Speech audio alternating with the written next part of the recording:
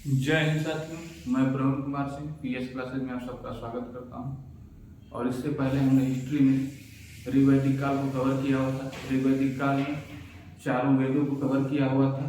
और आज हम जानेंगे ऋग्वैदिक काल में समाज कितने वर्णों में बंटा हुआ था, ऋग्वैदिक काल के प्रमुख देवता और ऋग्वैदिक काल की प्रमुख नदियों के बारे में, नदियों का प्राचीन नाम क्या था, ये सारी चीज़ों को इस वीडियो में हम कवर करेंगे दोस्तों। तो आइए स्टार्ट करते हैं। ऋग्वैदिक काल में समाज जो है चार वर्णों में बंटा हुआ था: ब्राह्मण, क्षत्रिय, वैश्य और शूद्र। ऋग्वैदिक काल में वर्ण व्यवसाय के आधार पर निर्धारित किया गया था। व्यवसाय के आधार पर दोस्तों कैसे? जैसे जो ब्राह्मण थे उनका कार्य था क्या? पूजा पाठ करना, जिनको वेदों का ज्ञान था वो क्या थे? ब्राह्मण। क्षत्रिय जो युद्ध करते थे वो क्या थे? क्षत्रिय। और वैश्य क्या थे? जो खेती वगैरह करते थे उनको वैश्य। और शूद्र जो है इन तीनों की क्या करते थे? सेवा करते थे और अपना खुद का जो है व्यवसाय करते थे। उनका जो खानदानी व्यापार कह सकते हैं, जैसे कोई चमड़े का कार्य, जैसे जूता सिलना, मूर्ति बनाना, ये सारा कार्य किसका था? शूद्र का। और इन तीनों की सेवा करना भी क्या?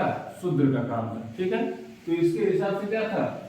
व्यवसाय के आधार पर जो है वर्णों को बांटा गया था। अब हम जानेंगे दोस्तों ऋग्वैदिक काल के देवता कौन कौन थे प्रमुख। तो इंद्र थे, अग्नि, वरुण, सोम, मारुत और रुद्र। आर्यों के सर्वाधिक प्रिय देवता कौन थे? इंद्र। और इनको पुरंदर भी कहा जाता था। यह बहुत ही इंपॉर्टेंट है दोस्तों, इसको आप इंपॉर्टेंट में टिक कर लीजिएगा। क्या पुरंदर किसे कहा जाता था? इंद्र को। और युद्ध और वर्षा के देवता कौन थे? इंद्र। ठीक है, तो अगर पूछा जाए क्वेश्चन की वर्षा और युद्ध के देवता किसे कहा जाता है, तो इंद्र। इन्हें पुरंदर भी कहा जाता है, यह बहुत ही महत्वपूर्ण है। और आर्यों के सर्वाधिक प्रिय देवता भी कौन थे? इंद्र। अग्नि जो है आग के देवता, आप नाम से याद रख सकते हैं, अग्नि का आखिरी होता है आग, तो आग के देवता अग्नि जो है आग के देवता। वरुण जो है वायु के देवता थे, वायु देवता। सोम जो है जंगल के देवता। मारुत तूफान के देवता। और रुद्र सर्वाधिक क्रोध वाले देवता। ठीक है दोस्तों, तो ये सब आप याद रखिएगा, ये एग्जाम में से क्वेश्चन आता है, यह जरूर आप इंपॉर्टेंट पर नोट कर लीजिएगा, इससे कई बार क्वेश्चन आया हुआ है। ठीक है, अब हम जानेंगे ऋग्वैदिक काल के कुछ नदियों के बारे में और उनका प्राचीन नाम क्या था और वर्तमान में उनका नाम क्या है, इस सबको हम जानेंगे दोस्तों। तो जो वर्तमान में जो सतलज नदी है उसका जो प्राचीन नाम क्या था? शुतुद्रिवी। चिनाब जो है उसका प्राचीन नाम क्या था? आस्किनी। व्यास, विपाशा, काबुल, कुभा। गंडक नदी जो है उसका नाम क्या था? सदानीरा। सदानीरा यानी क्या? जिसमें सदा नीर रहता है, वो सदा पानी रहता है, उसको हम सदानीरा कहेंगे। सदानीरा किसका नाम था? गंडक। ठीक है दोस्तों। स्वात नदी जो है उसको सुवस्तु, उसका प्राचीन नाम था। रावी, रावी का प्राचीन नाम क्या था? पुरुषणी। झेलम का वितस्ता। घग्गर का सरस्वती या दिशवृति।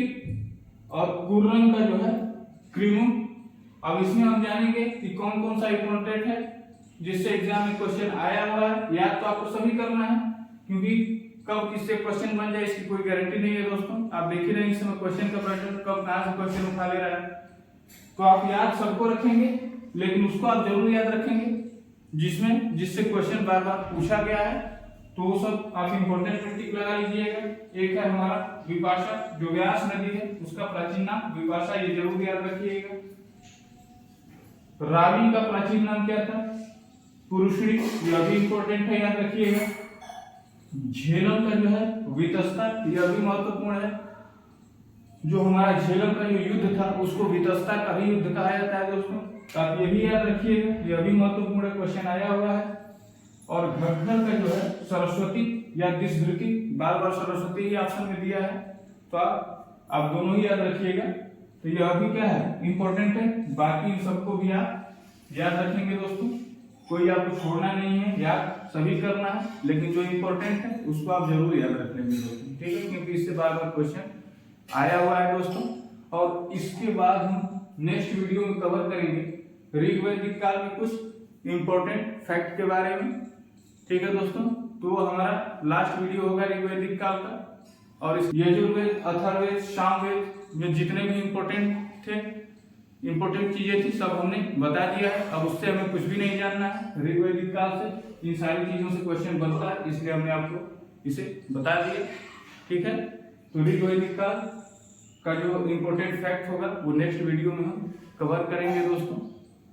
तो दोस्तों उम्मीद है कि वीडियो आपको पसंद आई होगी। अगर वीडियो पसंद आई हो तो चैनल को लाइक और सब्सक्राइब करिएगा, बेल आइकन को दबा लीजिएगा, ताकि ऐसी वीडियोज हम आपको लाते रहें। और दोस्तों आप जितना हो सके इस चैनल को शेयर करिए, ताकि कुछ सब्सक्राइबर बढ़े हमारे, जिससे हमें कुछ मोटिवेशन मिले, ताकि हम क्लास को और बेहतरीन तरीके से चला सकें।